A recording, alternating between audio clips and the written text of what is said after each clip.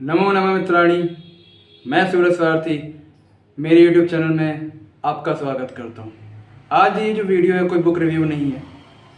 आज मैं एक एग्ज़ाम के बारे में आपसे बात करने के लिए आया हूँ। वो एग्ज़ाम है नीट पीए यानी प्री आयुर्वेदा। पीए का मतलब प्री आयुर्वेदा है। अभी एग्ज़ाम सेंट्रल संस्कृत यूनिवर्सिटी ने अपना नया कोर्स लॉन्च किया है इसी साल, तो उससे जुड़ा वो एक एग्ज़ाम नीट पीए करवाने जा रही है, जिसमें गुरुकुलम के थ्रू जो बच्चे एडमिशन लेंगे गुरुकुलम के थ्रू उनको आयुर्वेद की शिक्षा दी जाएगी और फिर आयुर्वेद डॉक्टर बनने का एक अच्छा सा अवसर बच्चों के पास रहेगा। तो ये एग्ज़ाम अगर आपका संस्कृत मीडियम है और अगर आप 15 साल मिनिमम इसकी एज रखी गई है और 25 साल मैक्सिमम इसकी एज है, अगर 15 से 25 की उम्र में अगर आप हैं तो आपके लिए बहुत अच्छी अपॉर्चुनिटी है। 7.5 साल का ये कोर्स होने वाला है, जिसमें आप 1 साल की इंटर्नशिप भी है, तो एक अच्छा आयुर्वेदिक डॉक्टर आप बन सकते हैं। आपके पास एक मौका है। और ये वीडियो उन बच्चों के साथ शेयर करिएगा जो संस्कृत माध्यम से पढ़ाई कर रहे हैं किसी गुरुकुल में। अगर आपको कोई जानने वाला, कोई आपके रिश्तेदार में कोई बच्चा है, उसको ये वीडियो ज़रूर भेज दीजिएगा, क्योंकि अब इस चैनल पे अगले 1 महीने तक, जब तक एग्ज़ाम नहीं हो जाता, तब तक मैं संस्कृत और आयुर्वेद की क्लासेस आपको अवेलेबल करवाने वाला हूँ। मैं संस्कृत और आयुर्वेद का जितना भी अंश आपके नीट पीए के पाठ्यक्रम में जुड़ा हुआ है, उन सबकी वीडियो आपको उपलब्ध करवाऊंगा, आपकी तैयारी करवाऊंगा। क्यों? क्योंकि मेरा भी जो एजुकेशन बैकग्राउंड है वो लखनऊ विश्वविद्यालय से मैंने अपना यूजी और पीजी आचार्य और शास्त्री दोनों संस्कृत में कर रखा है। तो मेरा संस्कृत तो मेरा बैकग्राउंड है, ये संस्कृत मेरी पृष्ठभूमि है।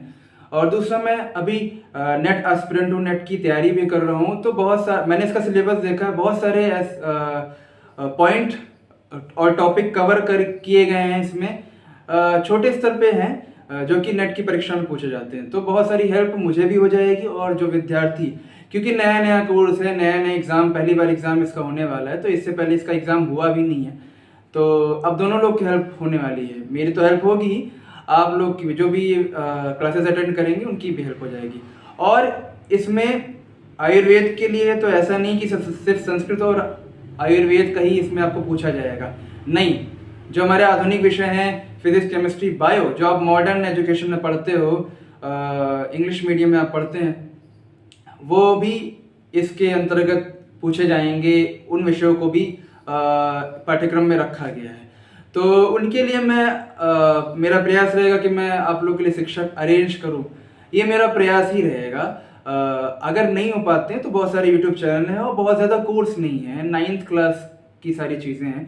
तो जिन्होंने 10th दिया है वो पढ़ करके खुद से भी तैयारी कर सकते हैं। वैसे मेरा पूरा प्रयास रहेगा कि इस चैनल पे मैं और भी टीचर्स को लेकर के आऊँ। तो चलिए हम कुछ एग्ज़ाम के बारे में बात कर लेते हैं। कुछ इम्पोर्टेंट पॉइंट्स के बारे में मैं डिस्कशन करने के लिए उपस्थित हुआ हूँ। पहला जो पॉइंट है वो इसका जो कार्यक्रम है, इसके 3 घटक में इसको बांटा गया है। ये जो कार्यक्रम है, ये जो कोर्स है, इसको 3 पार्ट में डिवाइड किया गया है। पहला जो मैं कर लेता हूँ कार्यक्रम घटक।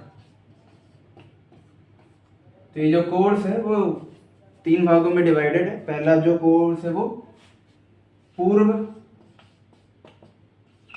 आयुर्वेदिक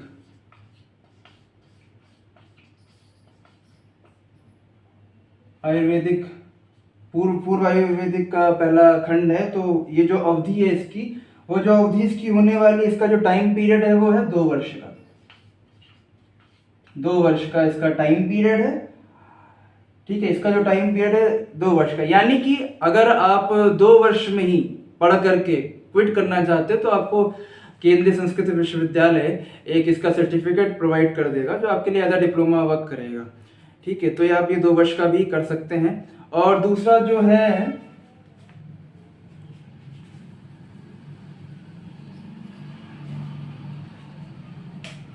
दूसरा जो इसका भाग है वो है आयुर्वेदाचार्य का।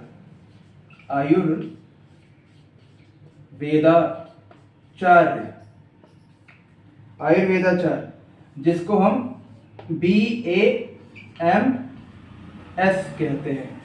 ना। जैसे एमबीबीएस होता है वैसे बीएमएस भी आयुर्वेदिक डॉक्टर बनने के लिए आपको बीएमएस करना पड़ता है। जैसे हमारे एलोपैथ के डॉक्टर एमबीबीएस करते हैं वैसे एक आयुर्वेद का डॉक्टर बीएमएस का कोर्स करता है, जो कि नीट की परीक्षा के थ्रू इसका भी एडमिशन होता था, जो कि आयुष मंत्रालय से जुड़े जो भी कॉलेजेस थे उसमें होता था। लेकिन क्योंकि अब सेंट्रल संस्कृत यूनिवर्सिटी ये कोर्स अपना लॉन्च कर रही है तो वो अपने गुरुकुलम के थ्रू आपको ये बीएमएस करवाने वाली है।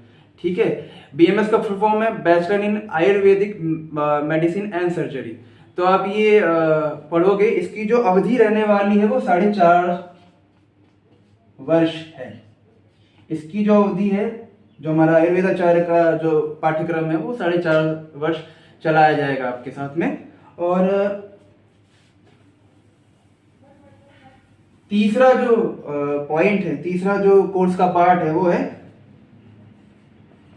तीसरा जो पार्ट है वो है इंटर्नशिप।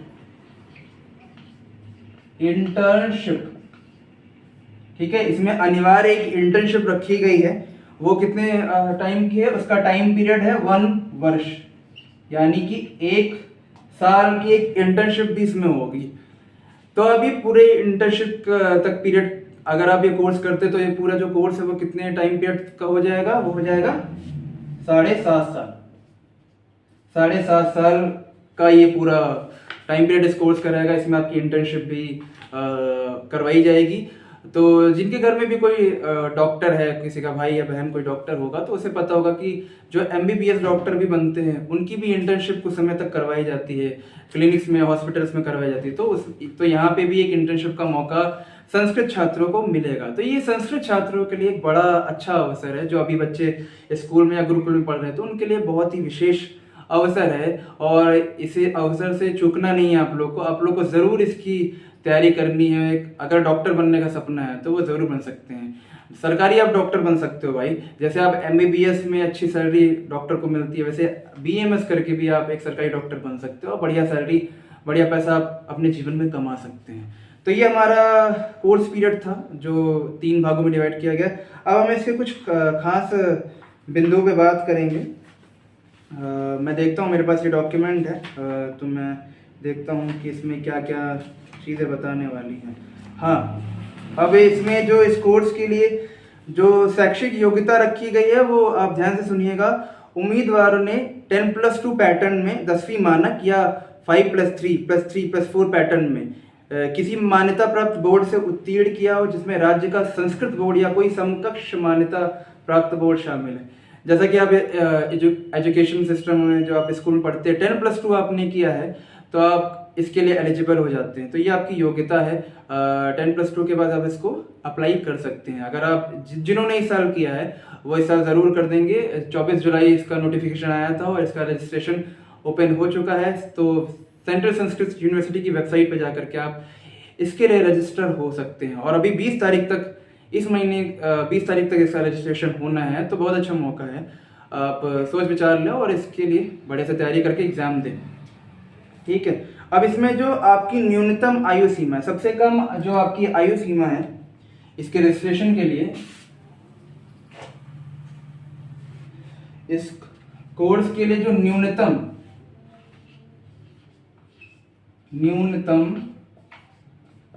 आयु सीमा रखी गई 15 वर्ष और अधिकतम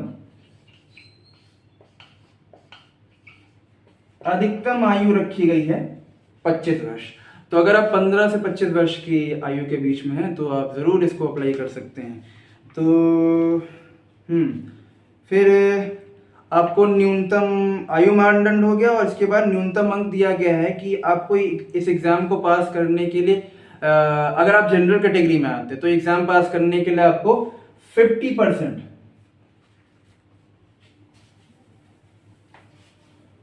ये एग्ज़ाम पास करने के लिए आपको 50% मार्क्स स्कोर करने हैं ना। ये है जनरल कैटेगरी के लिए। और जनरल कैटेगरी में अगर आप नहीं हैं, अगर आप और कैटेगरी में ओबीसी, एससी, एसटी में आते हैं तो आपके लिए 40% मार्क्स रखा गया है ओबीसी, एससी और एसटी के लिए। तो अगर आप जनरल में तो 50% मार्क्स आपके लिए लाना ज़रूरी है। यानी कि 120 मार्क्स का ये पेपर होगा, 120 नंबर का पेपर होगा, तो 60% आपके नंबर ज़रूर आने चाहिए। और अगर आप अदर कैटेगरी से हैं, ओबीसी से, एससी एसटी से हैं, तो आपका 40% मार्क्स लाने ज़रूरी हैं, तो आपका एडमिशन हो जाएगा। फिर इसमें आपके लिए बाकी और करिकुलम आपको ये मिल जाएगा, तो आप बाकी और डिटेल में पढ़ना है तो ये आपको डॉक्यूमेंट यूनिवर्सिटी की वेबसाइट पे मिल जाएगा, वहाँ से आप पढ़ सकते हैं। मैं ये वीडियो कुछ मेन पॉइंट्स को लेकर के ही बना रहा हूँ, तो उसे आप देखते रहिए। तो अब चलते हैं हम सिलेबस की ओर।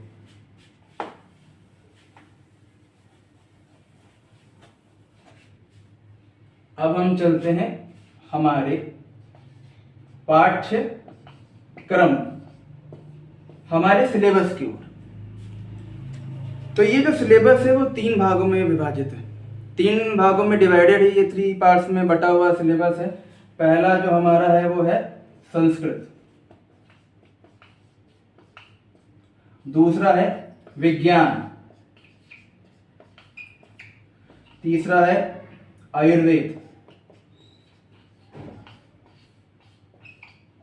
ठीक है, तो इस एग्जाम का सिलेबस 3 भागों में डिवाइडेड है। पहला है संस्कृत, दूसरा है विज्ञान मॉडर्न साइंस, और तीसरा है आयुर्वेद। ठीक है, तो ऐसा नहीं है कि आयुर्वेद के लिए एग्जाम हो रहा है तो सिर्फ संस्कृत और आयुर्वेद ही पढ़ाया जाएगा। मॉडर्न जो साइंस है आपको, और मैथ का भी थोड़ा बहुत पोर्शन इसमें लगाया गया है, और बहुत ही आसान सिलेबस है। 9th क्लास का सिलेबस है, 8th और 9th का सिलेबस है। तो जो बच्चे हाई स्कूल कर चुके हैं, 10th कर चुके हैं, उनके लिए एग्जाम बहुत ही आसान रहेगा। सिर्फ आपको अपनी पाठ्य पुस्तक उठानी है, अपनी स्कूल की, अपने कोर्स की, और पढ़ना शुरू कर देना है। ठीक है, तो अब हम बात करेंगे कुछ डिटेल चीज़ों की। डिटेल हम सिलेबस के बारे में, डिटेल अंदर की चीज़ों के बारे में जानते हैं। तो जो पहला हमारा भाग है, पहला जो हमारा भाग है वो है संस्कृतम। पहला जो हमारा भाग है वो है संस्कृत का। तो संस्कृत में आप क्या पढ़ने वाले हो? संस्कृत में आप पढ़ने वाले हो, इस चैनल पे आप क्या पढ़ोगे, ये जो इसमें सिलेबस में दिया है वो दिया है संस्कृत वाङ्मय।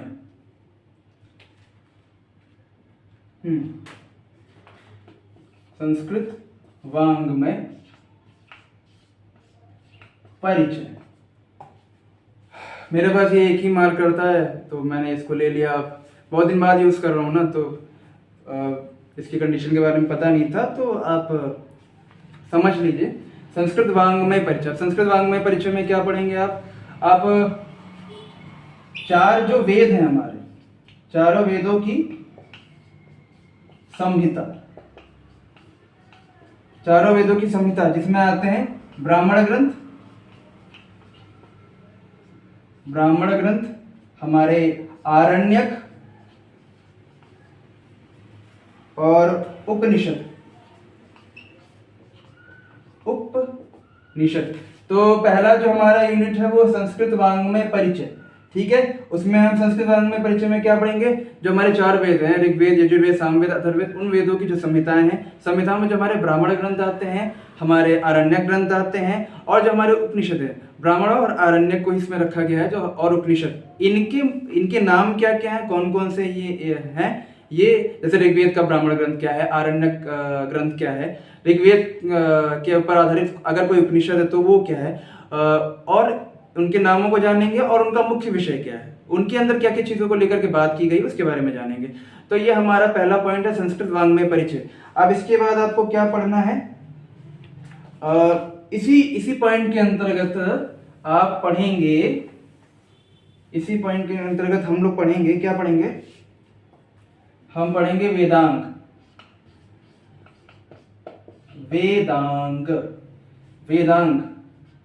और पढ़ेंगे उपवेद।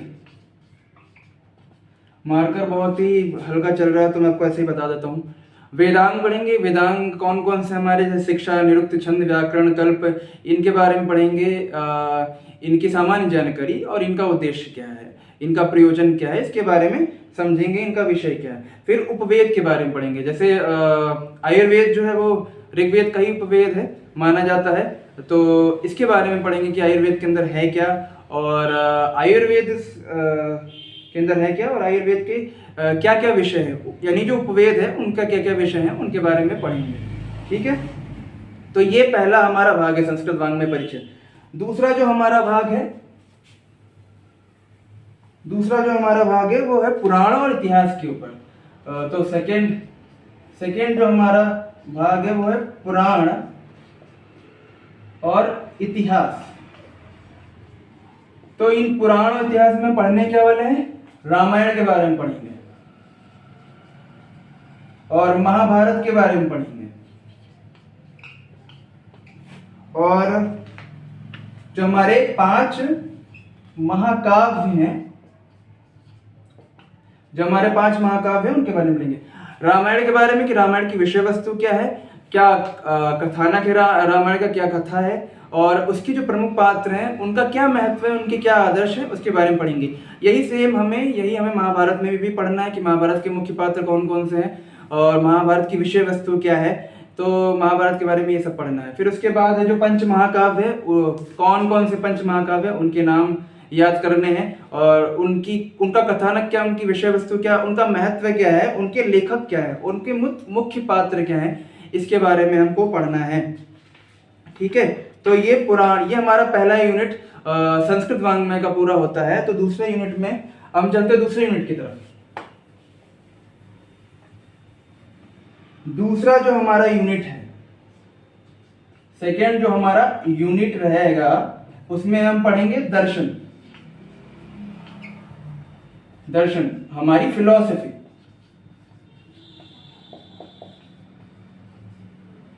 ठीक है, तो संस्कृत जगत में जो 6 दर्शन है उनके बारे में पढ़ना है। ठीक है, तो उनके बारे में पढ़ेंगे। 6 दर्शनों का सामान्य परिचय है। उसके बाद इसी में उपनिषद भी है। हाँ, इसमें जो हमारे 10 उपनिषद हैं, 10 जो हमारे मुख्य उपनिषद हैं, उनके बारे में पढ़ेंगे, उनका परिचय पढ़ेंगे, सामान्य परिचय पढ़ेंगे। और फिर इसमें सांख्य कारिका है, सांख्य कारिका लगी हुई है, सांख्य दर्शन की जो सांख्य कारिका है उसको पढ़ेंगे। तो सांख्य कारिका में दुखत्रयम है, 3 प्रकार के जो आदि दैविक, आदि भौतिक और आध्यात्मिक जो दुख होते हैं उनके बारे में पढ़ना है। प्रमाण के बारे में पढ़ना है सांख्य कारिका में। पंचविंशति जो हमारे तत्व हैं, 25 जो हमारे तत्व हैं उसके बारे में पढ़ना है। सत्कार्यवाद है, फिर गुण त्रयम है, 3 जो हमारे गुण होते हैं, सत्वरज और तम, और प्रकृति विकृति के बारे में पढ़ना है। फिर साधर्म में वैध धर्म में प्रकृति पढ़ना है। अस्तित्व सिद्धि के बारे में पढ़ना है और उनका स्वरूप क्या क्या है। फिर पुरुषस्य अस्तित्व सिद्धि के बारे में पढ़ना है, जो हमारे सांख्य दर्शन कारिका में पुरुष के बारे में जो वर्णन किया गया है उसके बारे में पढ़ना है, और उसका जो स्वरूप है, उनके जो सर्ग है उनके बारे में पढ़ना है। ठीक है, हाँ। और फिर इसी के बारे सांख्य कारिका के बारे में हम दर्शन में ही हम पढ़ेंगे। दर्शन के बाद हम कवर करेंगे इस यूनिट में भगवत गीता को।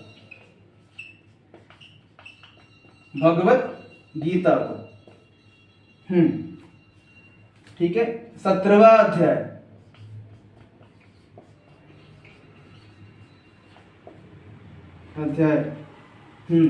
तो दर्शन में सांख्य कारिका पढ़ लेंगे। सांख्य कारिका पढ़ने के बाद हम श्रीमद् भगवत गीता का सामान्य परिचय जानेंगे।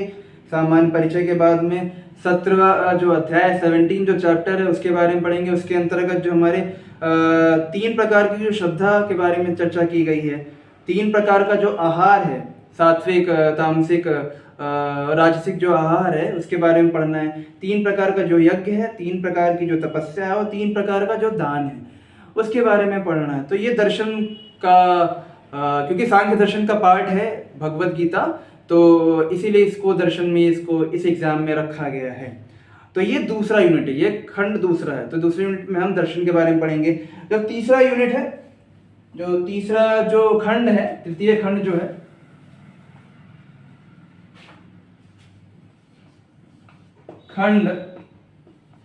तृतीय जो खंड है, तृतीय खंड में हम क्या पढ़ेंगे?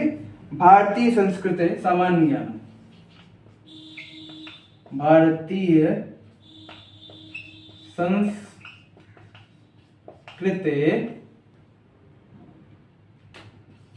सामान्य ज्ञानम। ठीक है। तो भारतीय संस्कृति का जो सामान्य ज्ञान है उसके बारे में पढ़ेंगे। सामान्य ज्ञान में हम क्या पढ़ेंगे, जैसे विभिन्न संस्थानों के संस्कृत ध्येय वाक्य।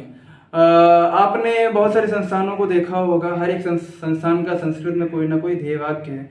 जैसे इंडियन आर्मी का या इंडियन नेवी का भी जो है, ऐसे और बहुत सारे विश्वविद्यालय हैं या कई सारे जो हॉस्पिटल्स हैं उनके जो ध्येय वाक्य हैं, ध्येय यानी जो उद्देश्य वाक्य है, वो संस्कृत में ही रखे गए हैं।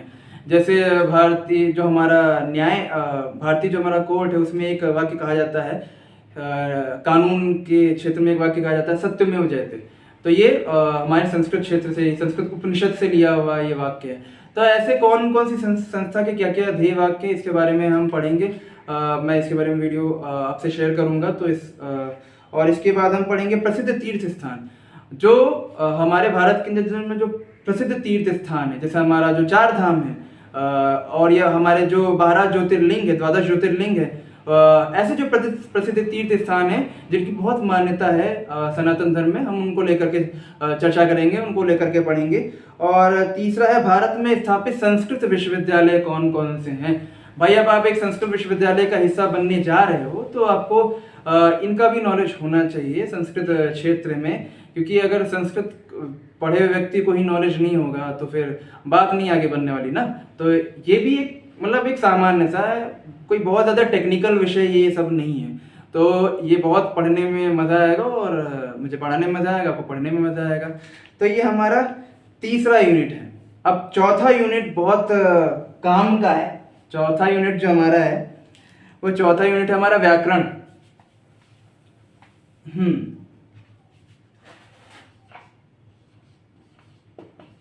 खंड चौथा हमारा है व्याकरण यानी ग्रामर। ठीक है ना। अब आप देख लो राइटिंग, आप मैं बोल रहा हूँ उसे समझ जाना आप। ठीक है। जो हमारा चौथा यूनिट है वो है व्याकरण, जिसमें हम महेश्वर सूत्र के बारे में पढ़ेंगे। 14 महेश्वर सूत्र हैं हमारे, भगवान शंकर की डमरू से निकले, तो इसके बारे में पढ़ेंगे। और वर्णोच्चारण स्थानी, कि अगर आप कोई वर्ण बोल रहे हैं, कोई लेटर आप प्रोनाउंस कर रहे हैं, बोल रहे हैं, तो उसका उच्चारण स्थान क्या है। जैसे का वर्ग का उच्चारण स्थान क्या है, का वर्ग का पा वर्ग का उच्चारण स्थान क्या है। तो जितने भी हमारे 5 वर्ग है ना, उनका उच्चारण स्थान क्या है, तो इसके बारे में हम पढ़ेंगे। और इसके बाद इसके बारे में पुल्लिंग शब्दों के बारे में, जैसे राम है, हरि है, एक भानु है, कर्तृ है, चंद्रमस है, भगवत है, आत्मन है, तो इनकी सिद्धियों को देखेंगे। और स्त्रीलिंग शब्द जो है रमा है, रुचि है, नदी, धेनु, वाच्य, धी, सरिता, क्षुत, प्रावृत, शर्त, इनकी शब्द रूप को हम देखेंगे। और नपुंसकलिंग शब्द में है ज्ञान, दधि, पयस, वर्मन, धनुष, वारी, जगत, मधु, नामन, मनोहारी, इनकी सिद्धियों को देखेंगे। फिर हम संख्यावाचक शब्द भी पढ़ेंगे। संख्यावाचक शब्द में तीनों लिंगों में, यानी कि अगर 1 से 10 तक जो गिनती हम हिंदी इंग्लिश में करते हैं उसको संस्कृत में क्या कहेंगे। जैसे हम 1, 2, 3, 4, 5, 6, 7, 8, 9, 10, तो इसको हम तीनों लिंगों में पढ़ेंगे। स्त्रीलिंग में क्या कहेंगे, पुल्लिंग में क्या कहेंगे और नपुंसकलिंग में क्या कहेंगे। और फिर अस्मद युष्मद शब्द भी है, आप लोग तो भली भांति परिचित होंगे जो संस्कृत के छात्र। फिर सर्वनाम शब्द है, जिसमें एतद तीनों लिंगों में, यत्तद तीनों लिंगों में, किम तीनों लिंगों में, इदम शब्द का जो रूप चलता है वो तीनों लिंगों में पढ़ेंगे। फिर कुछ अव्यय शब्द भी लगे हुए हैं, अचिरम, यावत, तावत, सहसा, श्व, यह, शनै, संप्रति, अत्र, अत्यंतम, अत, अलम, और भी इसमें शब्द हैं। ये जो पाठ्यक्रम है आपको वेबसाइट पे मिल जाएगा, वहां से जाकर के डाउनलोड कर सकते हैं, तो वहां से देख सकते हैं। फिर लट, लंग, लिट, विधिलिंग, लोट, लकारिशु, परस्मय पद, धातु, रूपाणी। ठीक है। जो हमारे धातु हैं भू, गम, पा, नी, स्थ, दृश, ईश, सेव, लब, पट, इन धातुओं को जो हमारे पास जो लकार है, उन जो लट, लंग, लिट, विधिलिंग और लोट जो लकार है, उनके साथ जो शब्द दिए गए हमारे धातु रूप, उनको पढ़ेंगे। फिर कर्तरी प्रयोगा, कर्मणि प्रयोगा, वाच्य परिवर्तन। 3 तरीके के वाच्य होते हैं, कर्तर, कर्म और भाव वाच्य, तो इसको भी हम देखेंगे। और वाच्य परिवर्तन, तो इसमें कर्तर और कर्म वाच्य आपको इस परीक्षा के लिए पढ़ना है। और पदच्छेद, संधि विच्छेद भी पढ़ेंगे, फिर अन्वय है और विशेषण और विशेष संबंध भी पढ़ेंगे, और यण गुण वृद्धि दीर्घ विसर्ग संधियां भी हमारे पाठ्यक्रम में है, और फिर कृत तद्धित स्त्री प्रत्यय भी लगा हुआ है, और समास, समास में अव्ययी भाव तत्पुरुष और द्वंद्व समास, ये 3 समास हमको पढ़ने होंगे। और फिर संस्कृत शब्दों वाक्यों का अन्य भाषाओं में अनुवाद, जो हम मान लीजिए आपको कोई परीक्षा में जैसे दे दिया कि बालकः गच्छति ना, जैसे ये अन्य भाषाओं में दिया, जैसे ही इज गोइंग, तो इसको संस्कृत में कैसे अनुवाद करेंगे ना, तो सह गच्छति कर देंगे। तो ऐसे अनुवाद वाले प्रश्न आपको मिलने वाले हैं इस परीक्षा के अंतर्गत। और फिर शुद्ध वाक्य निर्माण, कोई अशुद्ध वाक्य दिया होगा उसको उसको शुद्ध वाक्य में बदलना होगा। तो ये सब तो आप खुद भी कर लोगे, क्योंकि संस्कृत जो बच्चे पढ़ रहे हैं उनको व्याकरण की काफ़ी अच्छी नॉलेज होती है। तो बहुत आसान सा पाठ्यक्रम है और अच्छे से पढ़ के तैयार भी हो जाएगा। और फिर अपठित गद्यांश आपको दे दिया जाएगा, तो वो आपको पढ़ना होगा। ठीक है, तो ये हमारा संस्कृत पाठ्यक्रम है, इतना हमें संस्कृत में पढ़ना है। तो पहले वाङ्मय परिचय है, पुराण और इतिहास का परिचय दिया गया है, उसके बाद दर्शन है, और फिर दर्शन के बाद हमारा व्याकरण है। तो ये 4 पॉइंट हमें कवर करना है। इसके बाद मैं आ जाता हूँ आयुर्वेद के पाठ्यक्रम पे ना मित्राणी। हाँ, तो आयुर्वेद के पाठ्यक्रम में हम आते हैं। तो अब आयुर्वेद को एकदम आखिरी में रखा गया, अंतिम में रखा गया। तो भाग 3 जो है वो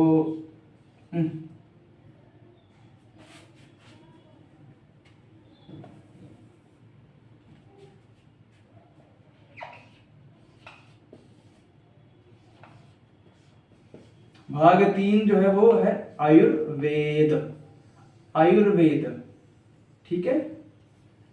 हाँ, हल्का हल्का हमारा मार्कर चल रहा है। तो अब ये भी जो हमारा पाठ्यक्रम है आयुर्वेद का, उसको 5 भागों में 5 यूनिट 5 खंड में इसको बांटा गया है। तो हम इसमें पहला जो खंड है वो देख लेते हैं। तो पहले खंड में आपको क्या पढ़ाया जाएगा? आयुर्वेद का जो ऐतिहासिक परिप्रेक्ष्य है।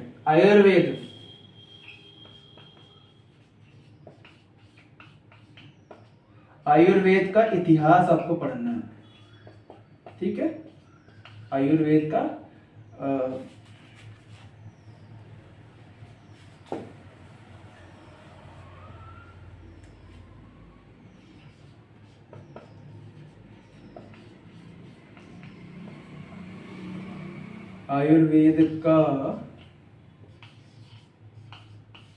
इतिहास, ऐतिहासिक परिप्रेक्ष्य, ऐतिहासिक दृष्टिकोण और इतिहास के बारे में पढ़ेंगे।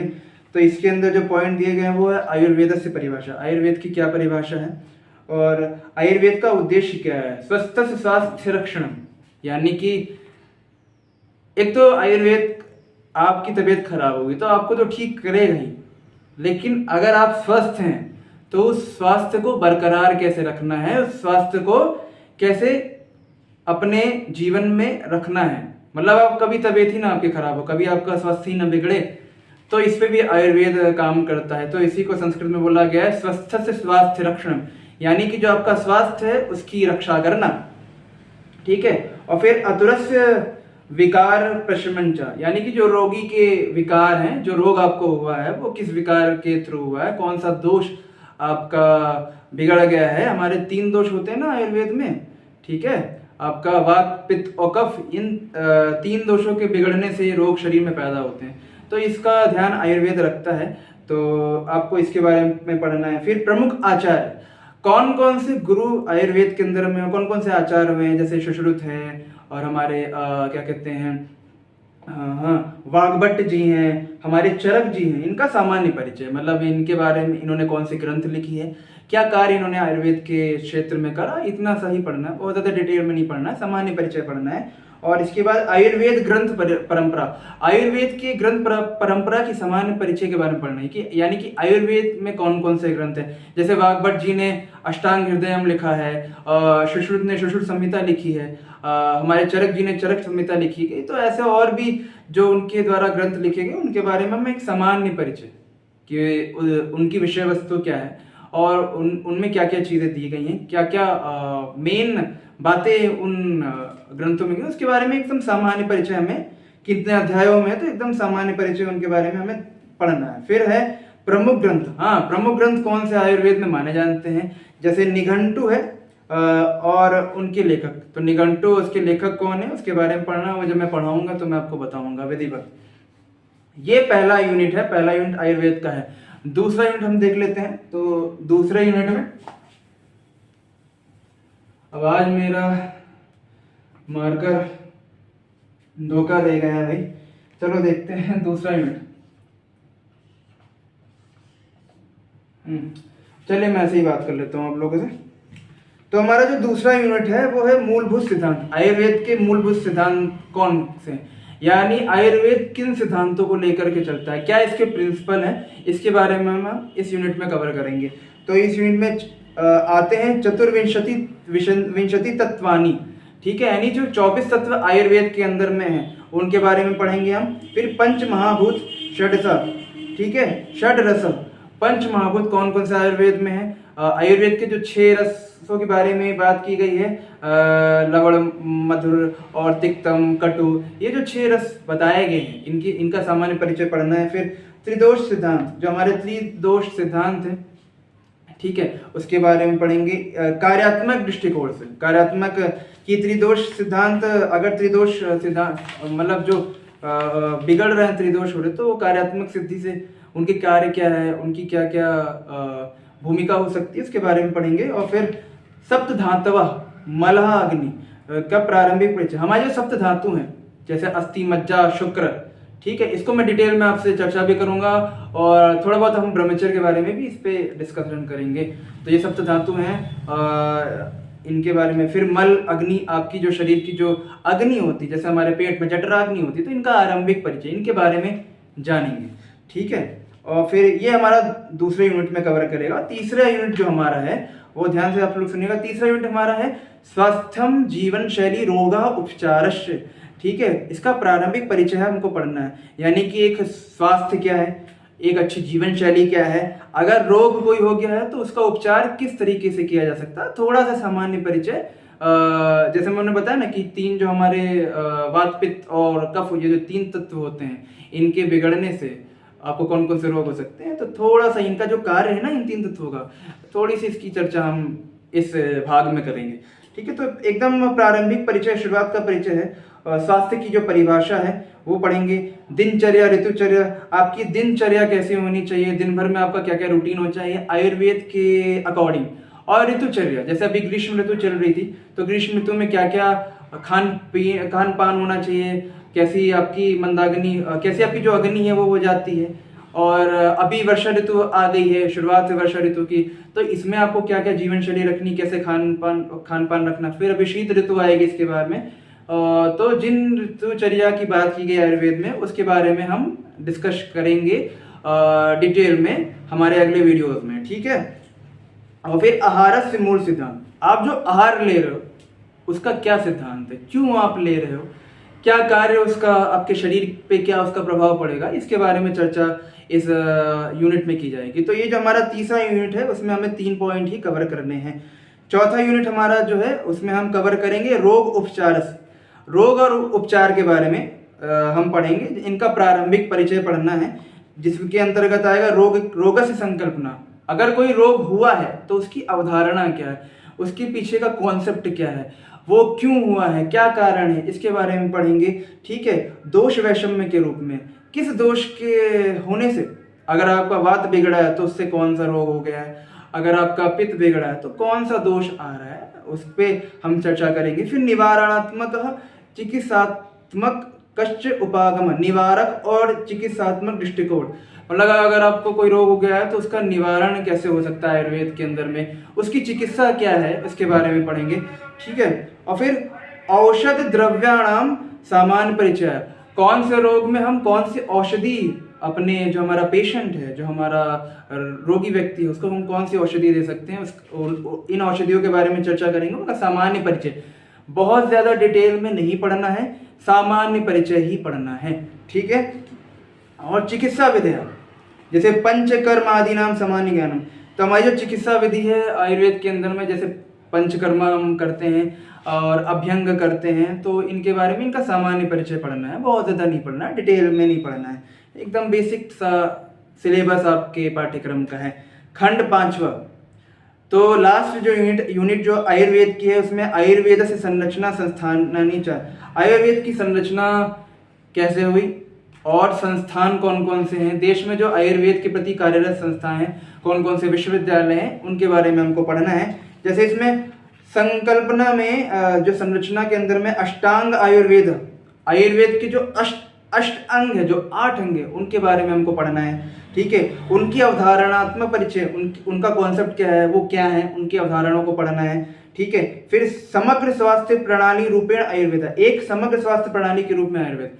ठीक है, आयुर्वेद कैसे एक स्वास्थ्य प्रणाली के रूप में कार्यशील है, क्या कार्य कर सकता है, इसके बारे, और कैसे पुराने समय में कार्य होता था आयुर्वेद को लेकर के, क्योंकि जब दुनिया के अंदर कोई चिकित्सा प्रणाली नहीं अस्तित्व में थी, तब आयुर्वेद अस्तित्व में था और अपने चरम पे था, अपने पीक पे था। ठीक है, तो कैसे आयुर्वेद की कार्यशैली है उसके बारे में हम लोग पढ़ेंगे।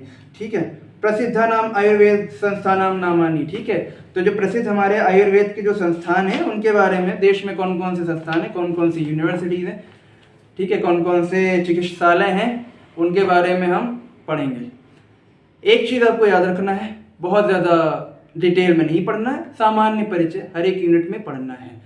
अब हमने आयुर्वेद के बारे में पढ़ा, हमने संस्कृत के सिलेबस को डिस्कस किया। ठीक है, और भी एक अपखंड जो हमारा जो दूसरा जो पार्ट है वो विज्ञान का पार्ट है।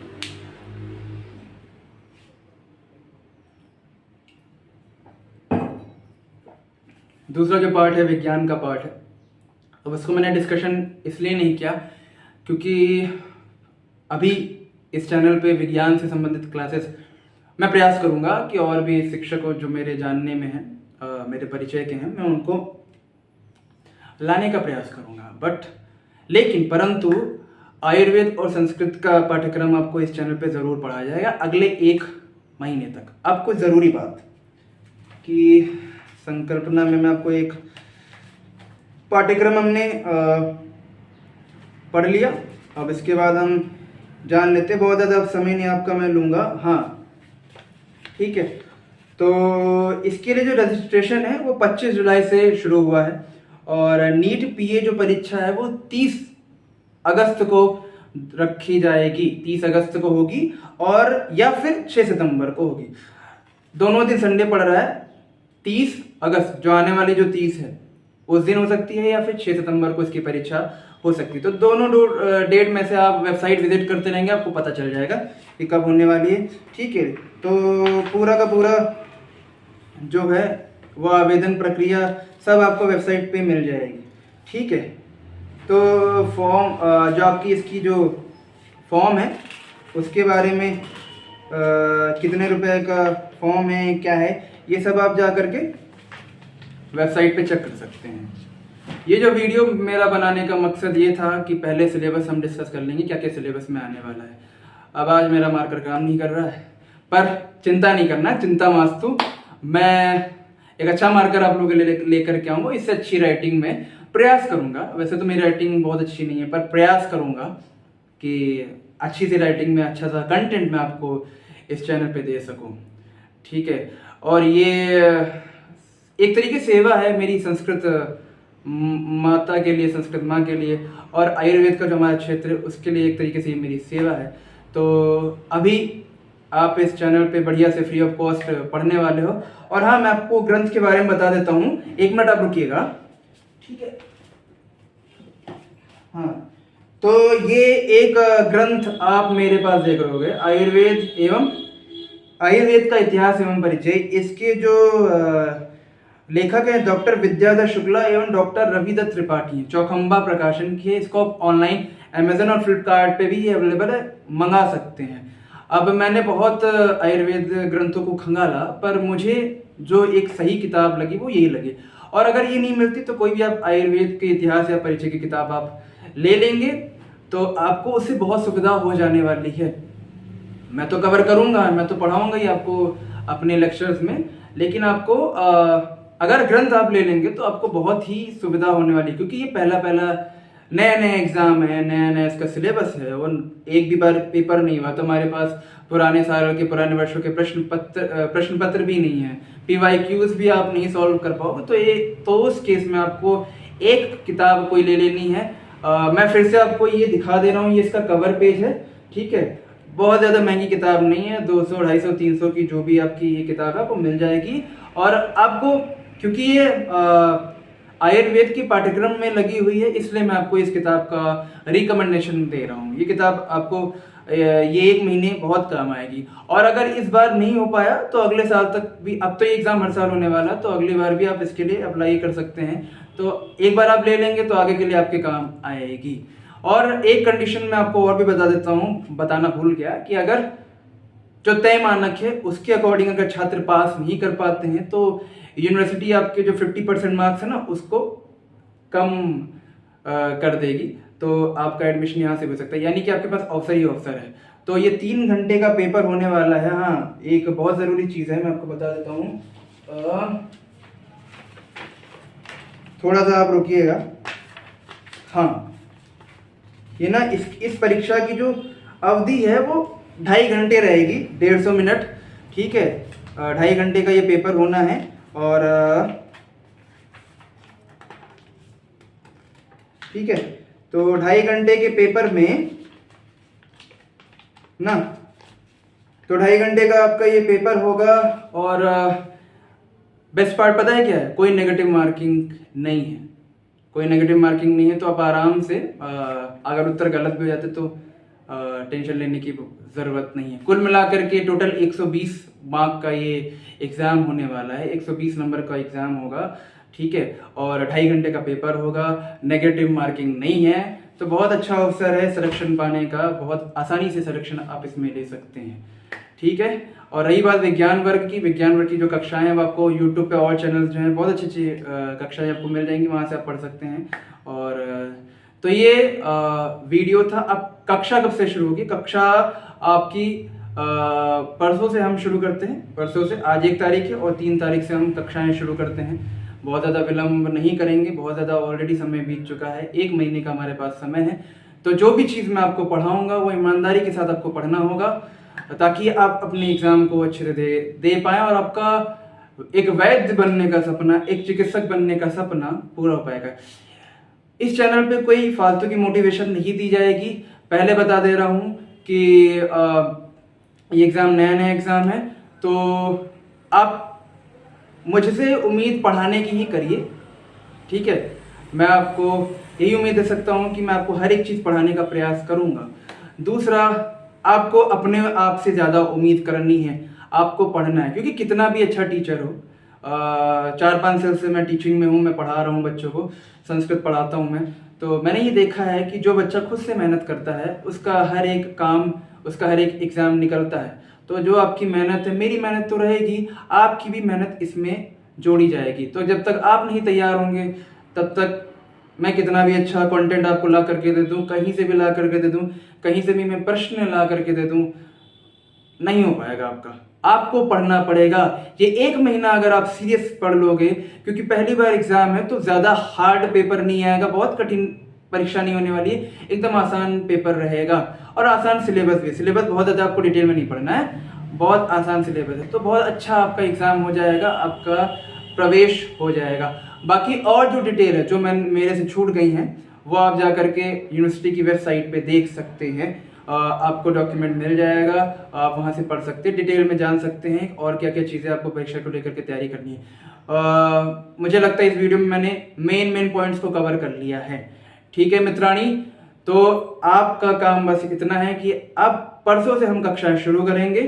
तो मैं सूरज स्वार्थी आपको अगले वीडियो में अपनी अगली कक्षा के साथ में मिलूंगा। एक कक्षा हम संस्कृत की करेंगे, एक कक्षा हम आयुर्वेद की करेंगे, ऐसे बांट के हम चलेंगे। और अगर आपका बहुत अच्छा रिस्पांस रहता है तो मैं आपसे वादा करता हूँ इस चैनल पे मैं और विषयों के शिक्षक भी लेकर के आने का प्रयास करूंगा। ये मेरा प्रयास है, मैं आपको पक्का नहीं बता रहा हूँ कि ला पाऊंगा, ये मेरा प्रयास है, मैं ऐसा कह रहा हूँ, ठीक है। तो आपको अपना 100% देना है, आपको रिस्पॉन्स देना है इस चैनल पे। आपको कोई भी त्रुटि आपसे होती है, कोई भी आपको डाउट फंसता है, तो आपको कमेंट सेक्शन में आपको कमेंट करना है, ठीक है। तो अब हम मिलेंगे अगले वीडियोस में, और मुझे लगता है इस वीडियो में मैंने आपसे मेन पॉइंट्स का डिस्कशन कर लिया है। तो मित्राणी, आपका काम ये है कि आप जो भी आपके संस्कृत माध्यम का कोई भी बच्चा है जो कि अभी हाई स्कूल पास कर चुका है या हाई स्कूल में है, 10th में है, उसको ये वीडियो ज़रूर शेयर करिएगा, क्योंकि ये वीडियो उसके बड़े काम की है। और जो भी हमारे आचार्य शास्त्री के हैं जिनकी उम्र 25 साल से कम है, उनको ये वीडियो ज़रूर शेयर कर दीजिएगा, क्योंकि इनके लिए ही ये अपॉर्चुनिटी आई है, एक बड़ा अच्छा मौका है।